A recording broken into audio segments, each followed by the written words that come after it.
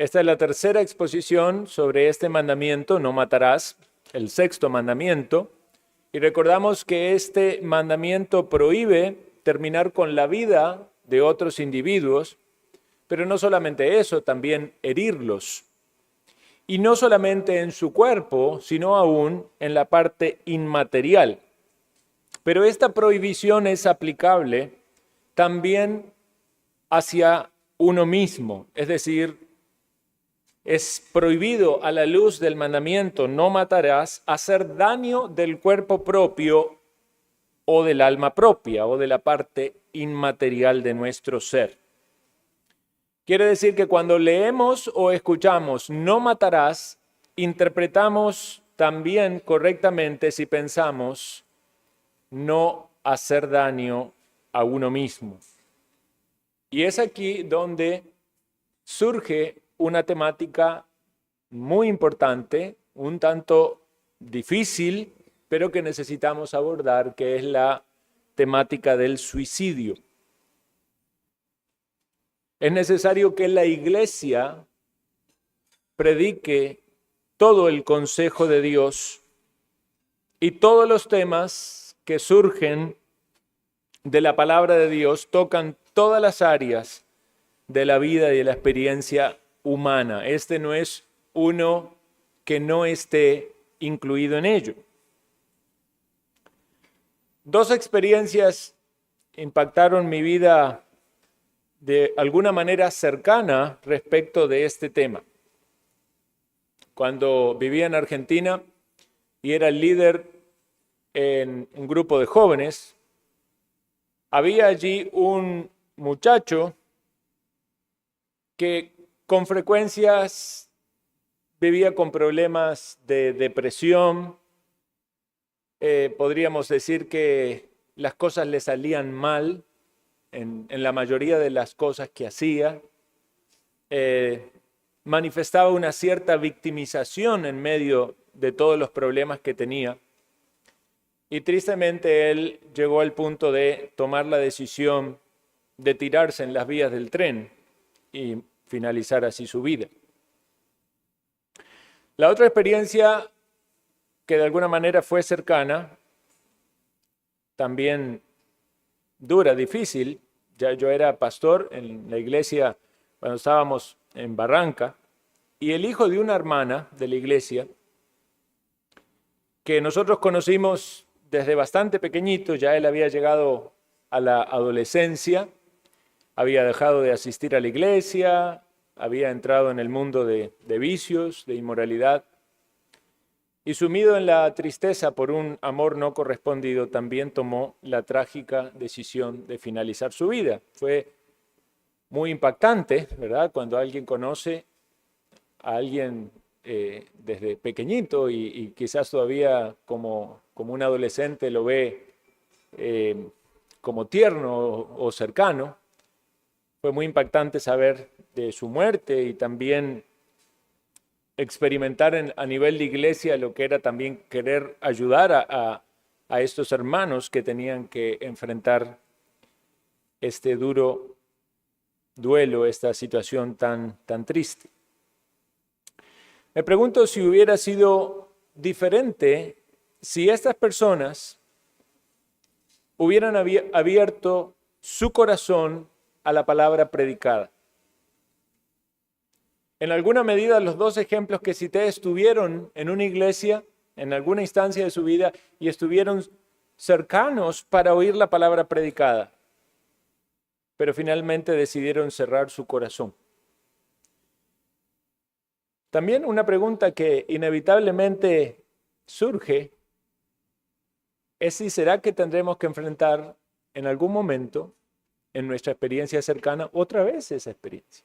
Qué duro pensar que alguien de lo que pudiera estar aquí en este momento, en algún momento decida acabar con su vida. Es algo que uno quisiera evitar tan solo considerar. Pero por eso es necesario que la iglesia predique todo el consejo de Dios, por eso es necesario que advirtamos lo que la palabra de Dios dice sobre esto, primero pensando en nuestra propia vida. Quizás usted diga, yo nunca hubiera pensado eso, pero puede ser que alguien aquí en algún momento experimente situaciones tan difíciles en su vida que nunca hubiera imaginado. Y lo que nunca hubiera pensado hacer pase a ser una opción.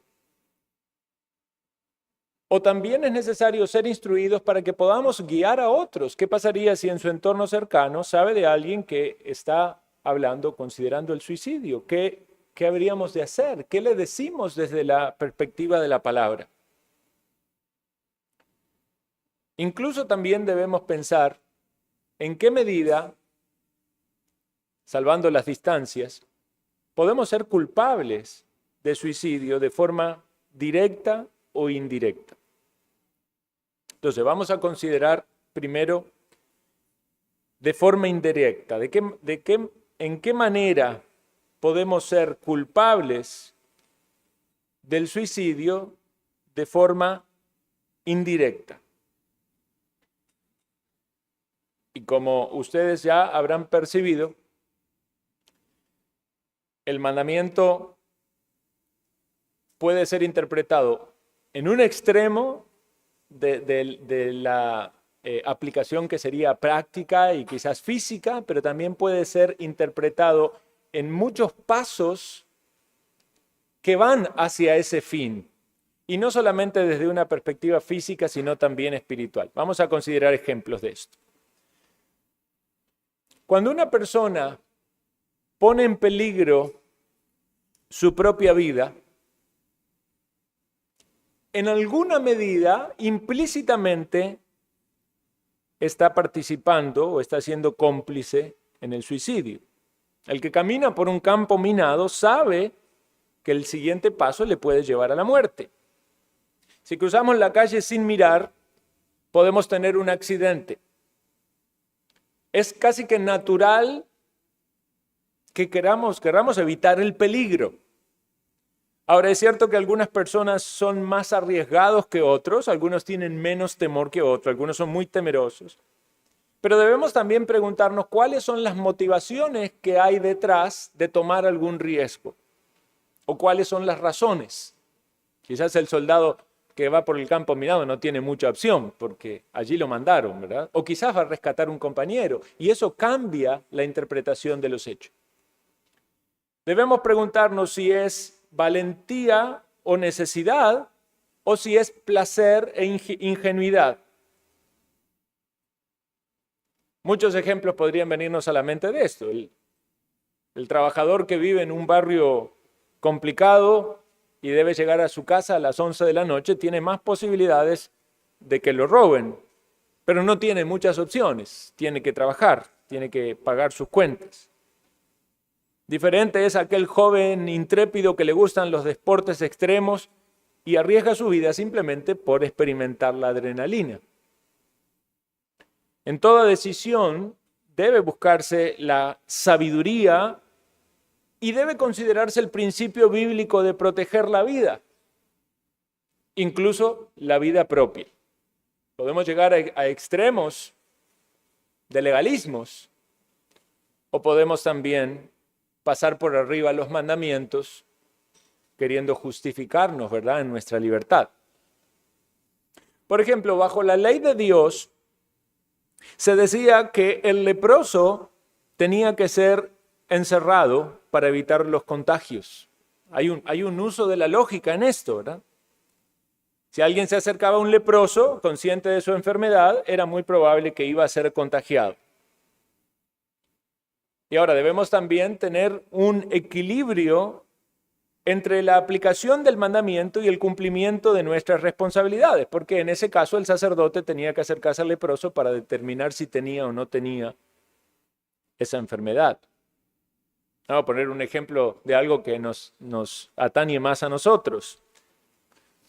No queremos contagiar a nadie cuando estamos enfermos y podemos evitar venir a la iglesia si estamos enfermos, pero tampoco debemos llevar eso a un extremo y justificarnos para no venir a la iglesia ante cualquier síntoma.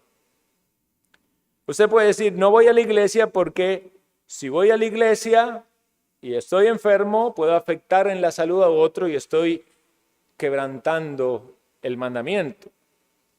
Pero también en esto, hermanos, debemos utilizar el sentido común. Si usted tiene gripe, si tiene fiebre, si ha vomitado, si está con diarrea, tiene suficientes razones para decir, no voy a ir porque no solo no me siento bien, sino aparte no quiero afectar a otros. Pero no debemos dejar que nuestra carne nos haga querer justificarnos y ante cualquier malestar entonces decir no voy a la iglesia. Así como hay un mandamiento que nos hace pensar en el cuidar a otros, también hay un mandamiento que nos trae a venir a la iglesia.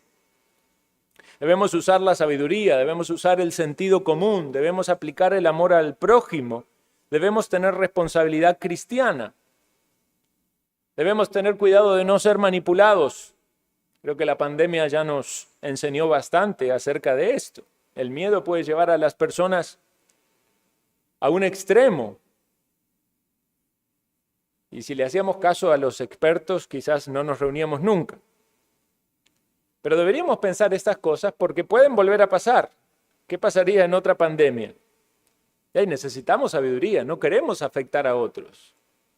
Pero tampoco queremos ser dominados, manipulados. El Señor nos manda a que usemos de la sabiduría, a que apliquemos los principios bíblicos y a que no nos justifiquemos de pasar por arriba otros mandamientos que Él nos da defendiendo algunos.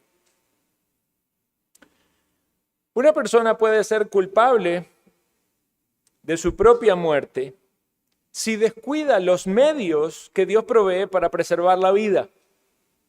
Si usted está enfermo y no toma un tratamiento, y usted tiene responsabilidad en eso. Si usted tiene una herida y está perdiendo sangre, si no corta ese flujo de sangre, va a morir. Si alguien no se cuida de ningún modo, ni atiende a su salud, si está siendo negligente, entonces debe ver detrás de eso, implícitamente usted está quebrantando este mandamiento. Ahora, yo entiendo las distintas posiciones que hay respecto de esto. Hay gente que no le gusta a los médicos, que no quiere el hospital, que no quiere tomar medicamentos de farmacia. Está bien si a usted le gustan los tecitos naturales y cualquier otro tratamiento, pero el tema es que usted delante de Dios tenga la conciencia limpia de que usted está preservando su vida, de que usted está haciendo todo lo que puede hacer por su bienestar en su vida física, en este caso estamos hablando, y también no afectar a los demás.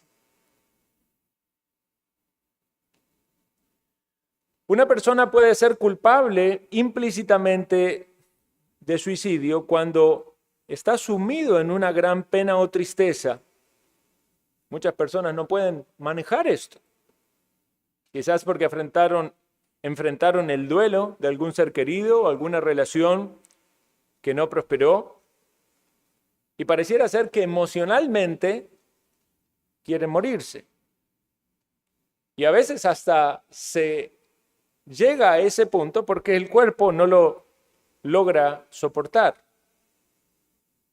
El que cae en depresión y no se apropia de los medios para hallar consuelo, y debemos hacerle entender a la gente que el único que puede dar verdadero consuelo es Dios. Pero si no se apropia de medios para salir adelante, sus sentimientos los van a terminar ahogando hasta la muerte. Incluso hay personas que a veces se sienten tan deprimidas por la tristeza de lo que tienen que enfrentar, que no quieren vivir. Quizás no den un paso más allá, pero en sus emociones y en sus pensamientos está el rechazo a la vida. Una persona puede ser culpable de suicidio por falta de autocontrol o excesos en su vida, y esto abarca el estilo de vida. Hasta podemos hablar de la alimentación. La glotonería es un pecado. El alcoholismo mata a muchas personas, acorta la vida de muchas otras. Una dieta poco saludable puede ser la causa de muchas enfermedades.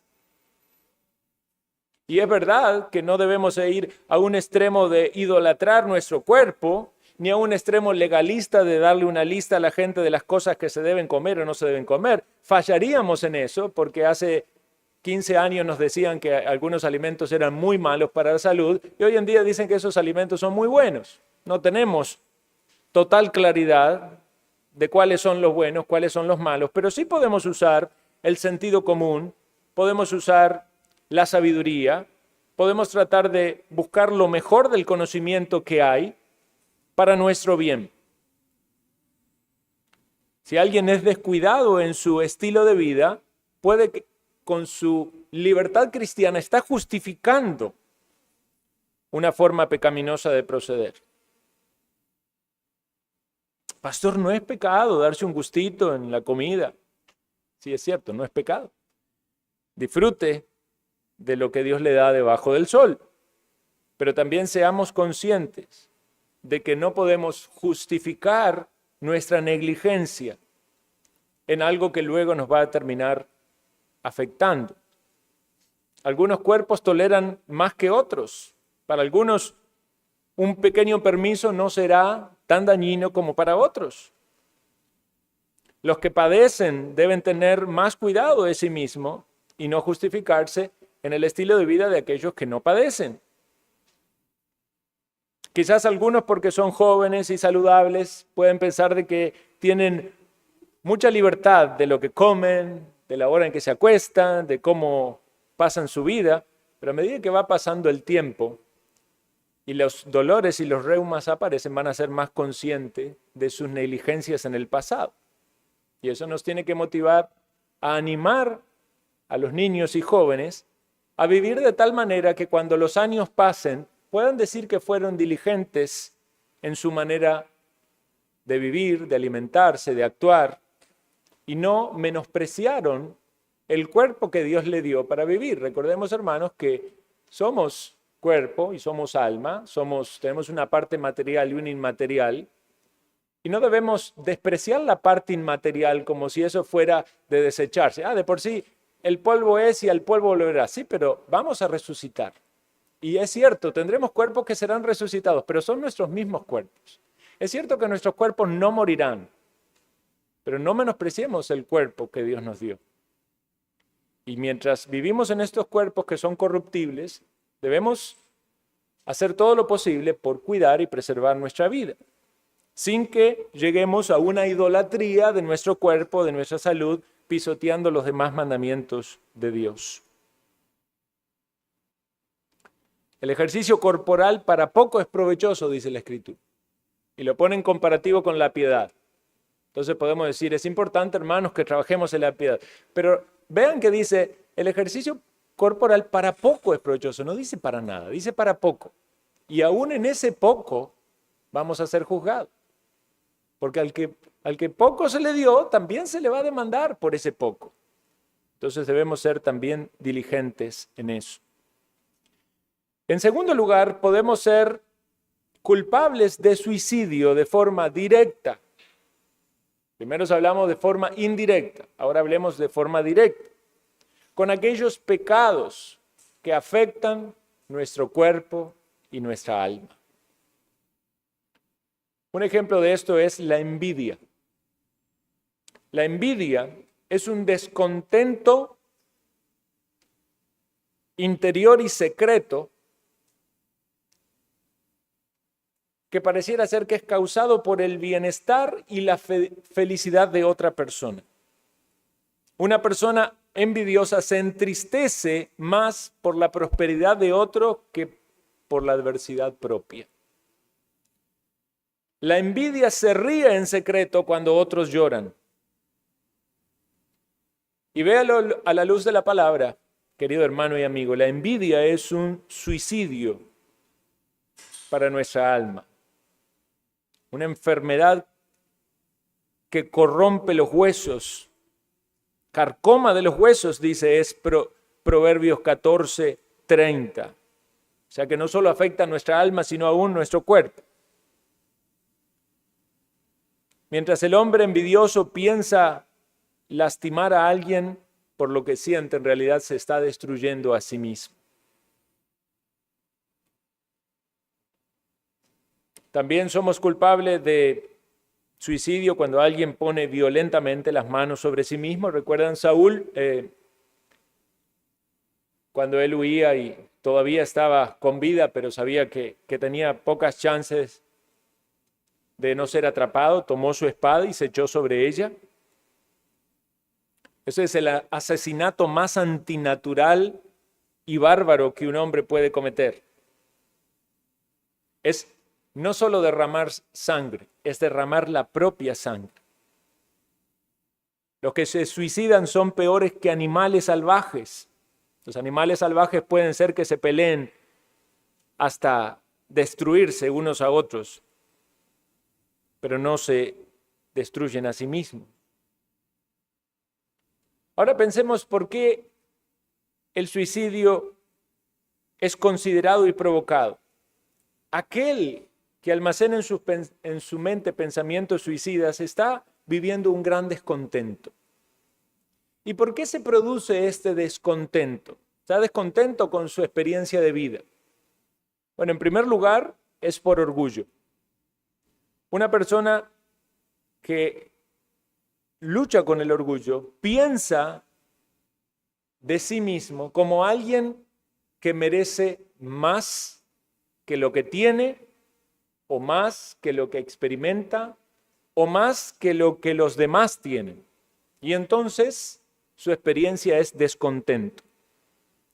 Cuando le sucede una adversidad, una calamidad, experimenta ese descontento. Y algunos, en un ataque repentino de ira, quizás van más allá de lo que piensan y finalizan su vida, se la quitan.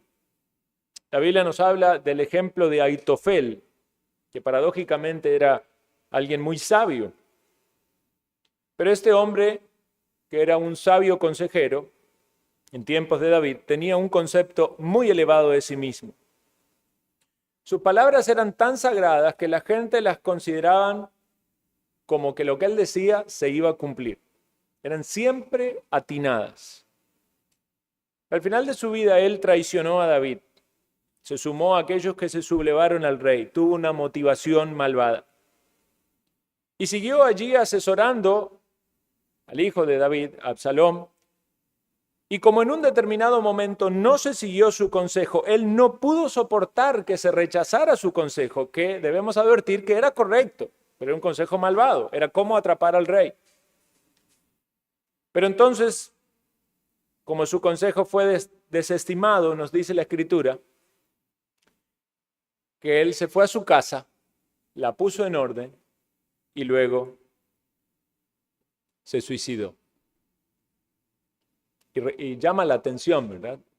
El relato de la muerte de Aitofel. O sea, ¿por qué poner en orden su casa antes de quitarse la vida? Pero lo que queda claro en este ejemplo es el orgullo. El que tiene pensamientos suicidas debe arrepentirse de su orgullo. Está diciendo, merezco más de la vida, merezco más de este mundo. ¿Nadie me comprende lo que yo estoy sintiendo?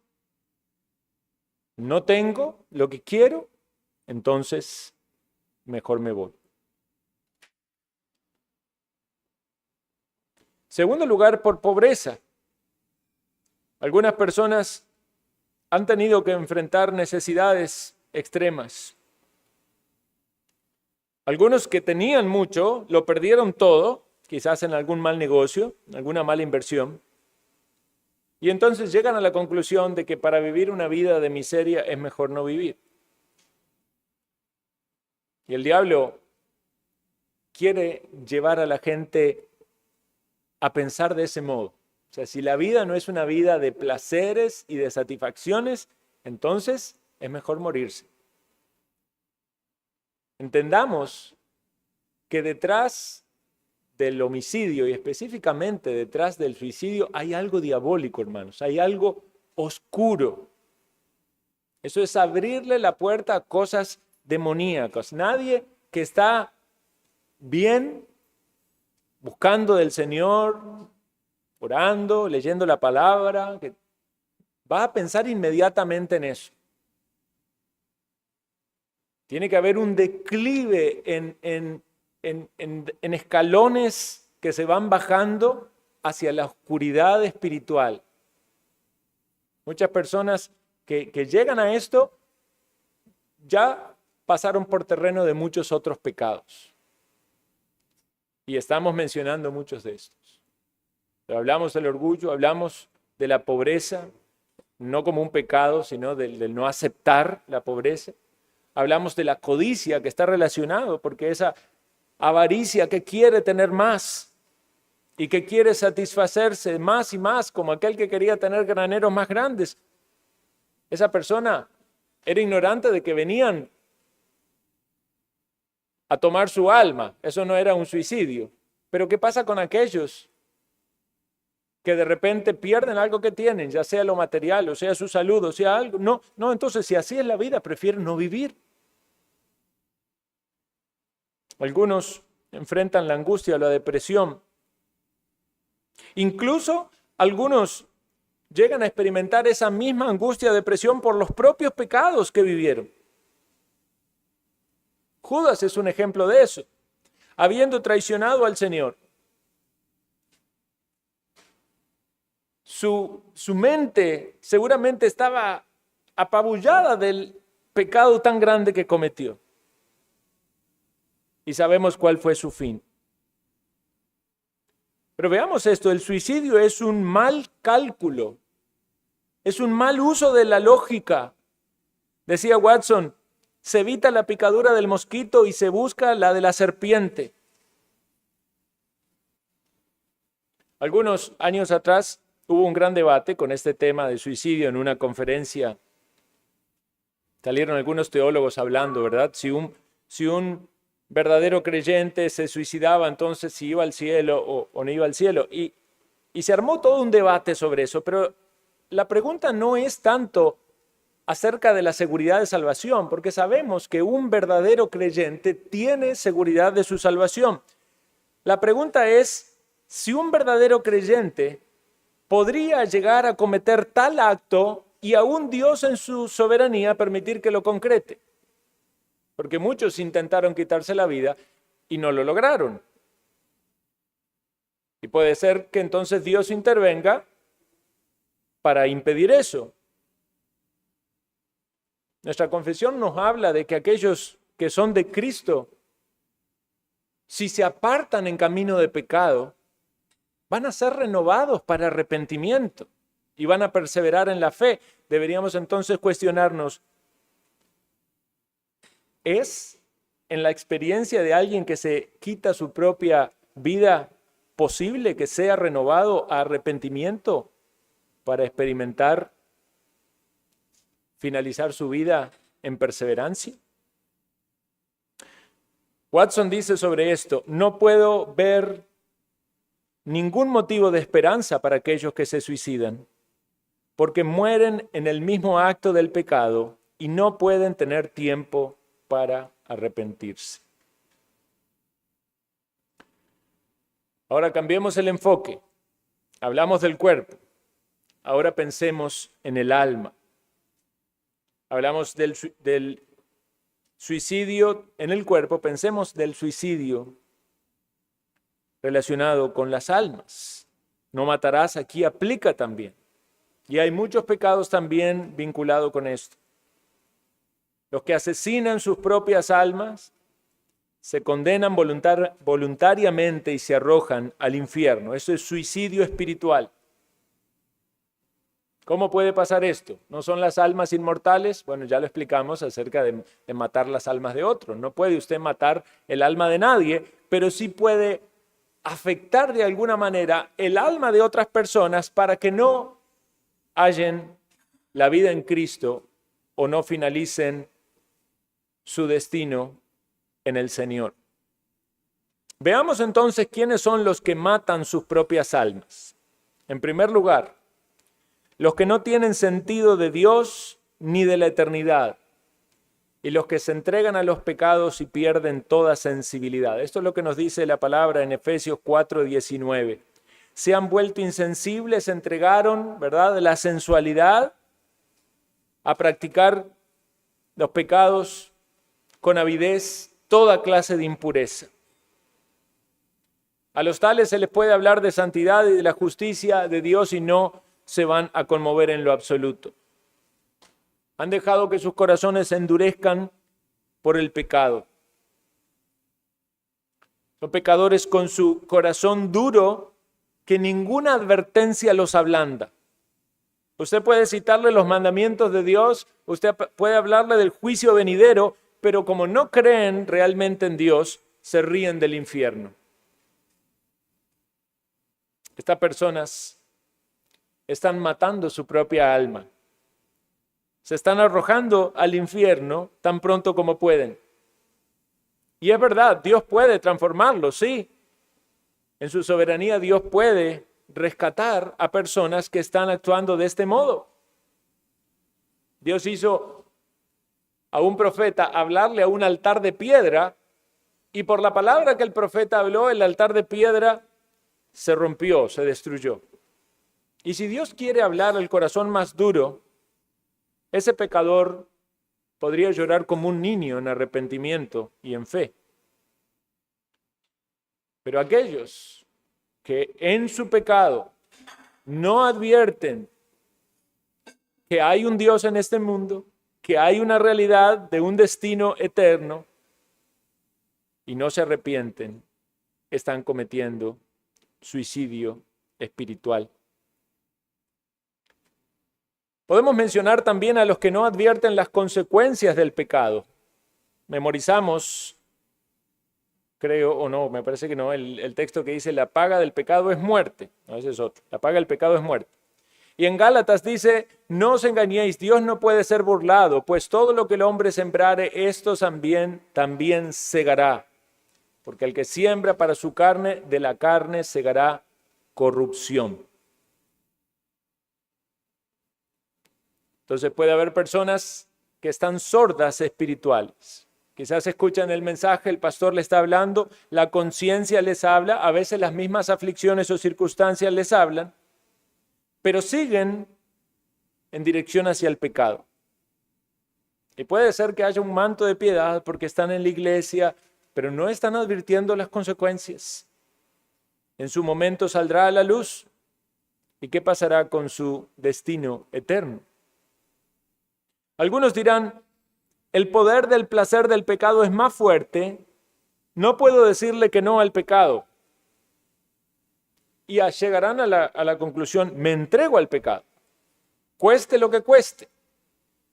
Tales personas deben ser conscientes que se están suicidando espiritualmente. Están en esclavitud, necesitan un Salvador. Otra frase de Watson dice, por una gota de placer beberán un río de ira. ¿Acaso estas personas no acatan lo que la palabra dice? Están condenando sus propias almas.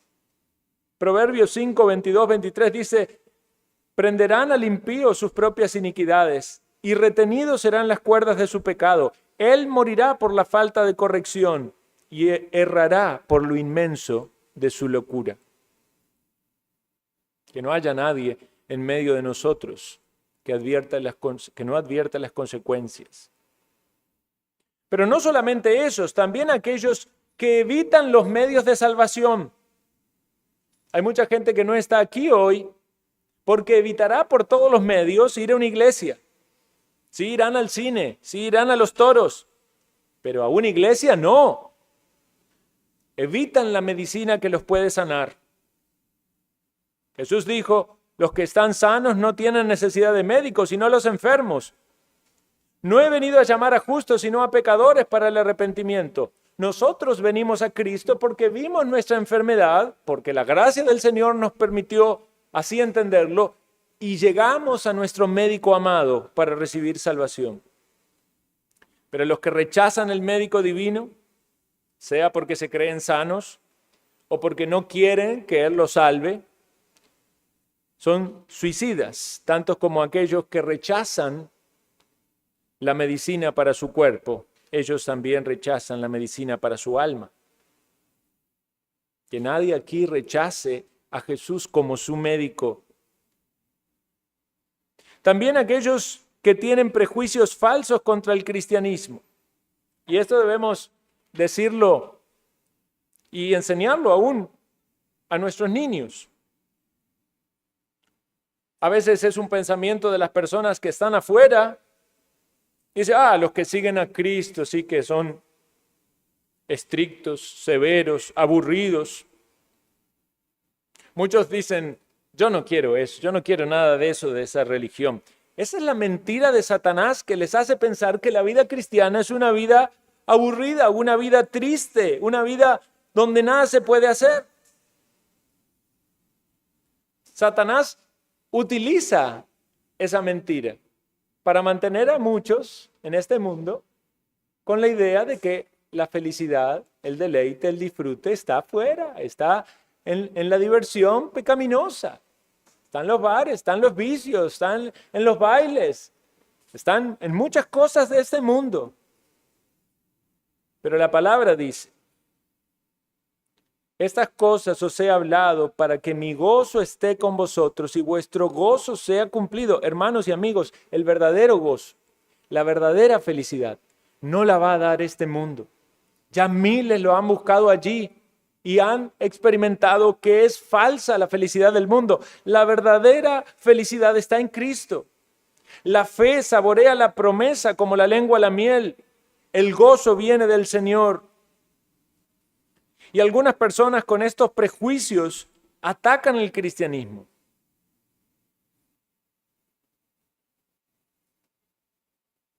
No quieren pasar por la puerta estrecha. Pero Jesús los invita a venir. Y ellos no quieren venir porque saben que si vienen a Cristo van a tener que dejar sus cosas mundanas. Pero están también engañados porque piensan que van a tener que dejar los deleites que son legítimos en este mundo. Es verdad que entregamos toda nuestra vida a Cristo. Pero no es que Cristo te llama para tenerte allí como un esclavo y hacerte sufrir y que seas infeliz. No, Él te llama para que tengas vida y para que las tengas en abundancia. También otros quieren estorbar a aquellos que quieren ir a Cristo. De alguna manera están siendo cómplices en no dejar que otros vayan a Cristo. Esto es especial en los que practican la persecución. No quieren que las personas adoren a Cristo. Pero muchas personas con sus comentarios, con sus críticas, le quieren cerrar la puerta a otros para que busquen al Señor. Quizás algunos de ustedes han experimentado eso, han tenido familiares o vecinos o amigos que se oponen a usted cuando usted quiere ir a la iglesia, cuando usted lee la Biblia, cuando usted quiere compartir el Evangelio. Algunos bajo el paraguas de la religión, pero hacen como los fariseos, a los cuales el Señor los condena porque les dice, cerráis el reino de los cielos a los hombres. No entráis vosotros ni dejáis entrar a otros. Algunos quieren más su religión que la verdad. Y entonces van a decir, yo no voy a cambiar mi religión nunca. Y van a defender su religión a capa y espada y no van a querer que usted siga la verdad. Si hay gente que se opone a servir a Dios o a que usted sirva a Dios y lo condena y lo ridiculiza y se opone a usted, esa persona no solamente está haciendo la obra del maligno, está suicidándose también espiritualmente.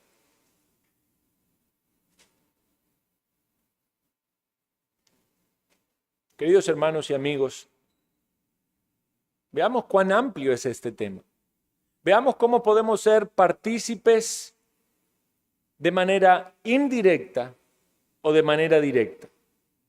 No estamos aquí solamente hablando de aquel que llega y se quita su vida en el sentido físico. Hablamos de muchas experiencias donde el quebrantamiento de este mandamiento también se cumple. Quizás alguien puede decir, pero ustedes que tanto hablan de este mandamiento y de que no hay que actuar en contra del beneficio o del cuidado de su propia vida. Ustedes tienen un líder o un señor quien no tuvo cuidado de sí mismo, que entregó su vida o que decidió quitar su vida. Bueno, déjeme decirle que hay una gran diferencia. No es un suicida Jesús.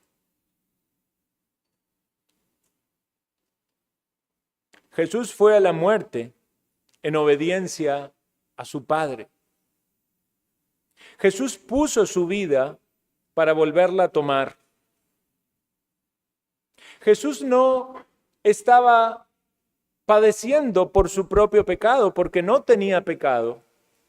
Jesús cargó el pecado de su pueblo, porque no había otra manera en la cual los pecadores pudieran hallar perdón. Es muy diferente la muerte de Cristo.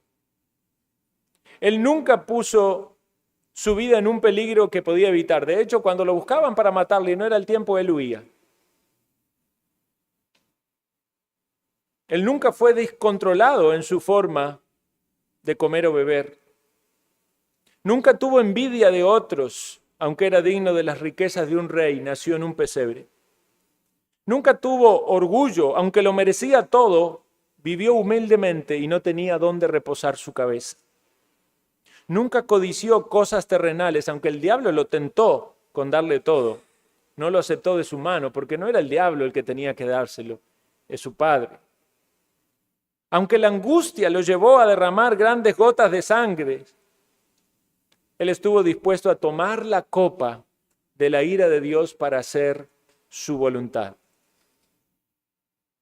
Vea, por favor, querido hermano y amigo, en la vida de Cristo no solamente el cumplimiento perfecto de la ley de Dios, sino también el amor de Dios. Él entregó su vida para salvarte de tus pecados y algunos deberían reconocer que entre esos pecados está el pecado de quizás haber pensado quitarse la vida. El pecado de aquello que en mi corazón me lleva al descontento. Pecado del orgullo, pecado de la envidia, pecado de la codicia. Aquello que me lleva a pensar, merezco más. El Señor cargó los pecados de tus pensamientos, como también de tus acciones. Quizás alguno en algún momento intentó quitarse su vida. Eso es pecado. Y necesitas que ese pecado sea perdonado. ¿Estás entendiendo lo que digo? Necesitas el perdón de tu pecado, porque aunque te mueras de ancianito o de ancianita, si no tienes el perdón de ese pecado te llevará al infierno. Y aunque no lograste tu objetivo en ese pecado aquí, y quizás puedas decir, bueno, finalmente lo vencí, no lo logré, pero si no tienes a Cristo y no tienes al Salvador, no tendrás esperanza. El mismo destino para aquellos que quitan su vida o para aquellos que viven toda su vida y mueren quizás en la ancianidad, pero mueren sin Cristo. El mismo destino es. Necesitas un Salvador. Yo no sé si en el futuro has de ser tentado con eso o no. Yo no sé si a alguien en tu entorno se dejará dominar por pensamientos demoníacos y macabros de quitarse la vida. Pero debes atender a la voz de Dios que en este día te habla a ti por su palabra y te dice, este es el sexto mandamiento, no matarás. No matarás es no te matarás también. Porque Jesús vino para dar vida. ¿Tienes la vida en Él? ¿Acaso no hay una promesa maravillosa en Cristo Jesús? Al poner Él su vida por los pecadores, de que nosotros tengamos vida y que la tengamos en abundancia, ¿no es alguien digno de quien confiar? que de Él recibirás el gozo y la paz y el consuelo y podrás enfrentar las cosas que este mundo enfrenta, la realidad de que en este mundo hay sufrimiento, la realidad de que hay dolor, la realidad de que hay necesidades, pero tienes al Salvador. No vivas sin el Salvador, porque si vives sin el Salvador, el pecado está en el trono y Satanás es tu amo. Mira a Cristo con los ojos de la fe. Piensa en Jesucristo en la cruz del Calvario cargando tus pecados. Cree en Él, arrepiéntete de tus pecados, confiésalo como el único y suficiente Salvador y una nueva vida comenzará en ti. Porque el poder de Dios puede transformar tu ser.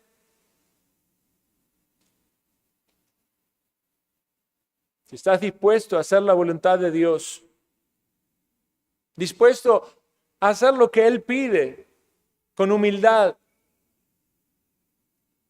con sencillez, tienes que llegar a los pies de la cruz de Cristo y decirle, aquí estoy, Señor. He hecho muchas cosas malas. Quizás he sido partícipe de manera directa o indirecta en este pecado, en el pecado del suicidio. Quizás lo intenté en mi cuerpo, lo intenté en mi mente. Perdóname, límpiame, cuídame para no pecar contra ti de este modo nunca más. Oremos.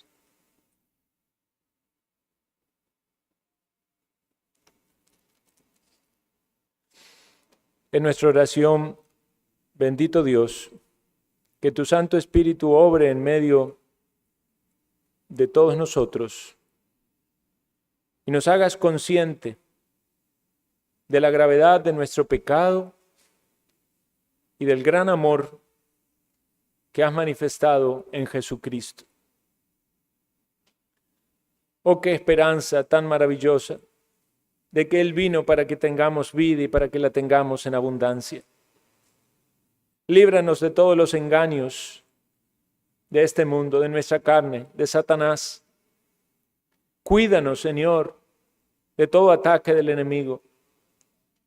Y obra en medio de todos los aquí presentes para que haya un verdadero deseo de estar en Cristo. Que nadie aquí permanezca, Señor, en su engaño, en el engaño de su corazón. Obra, Señor, en todos nosotros. Guárdanos del mal, utilízanos como instrumentos para ayudar a otros. Si alguien ha estado batallando con estos pensamientos, con estas ideas, oh Señor, que toda obra del mal sea destruida y deshecha.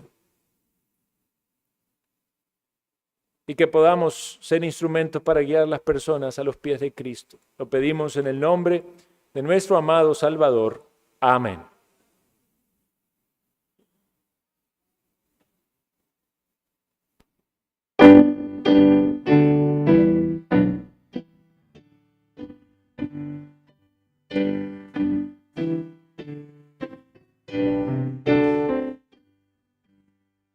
La gracia del Señor esté con ustedes. Los esperamos 4:30 para el culto vespertino.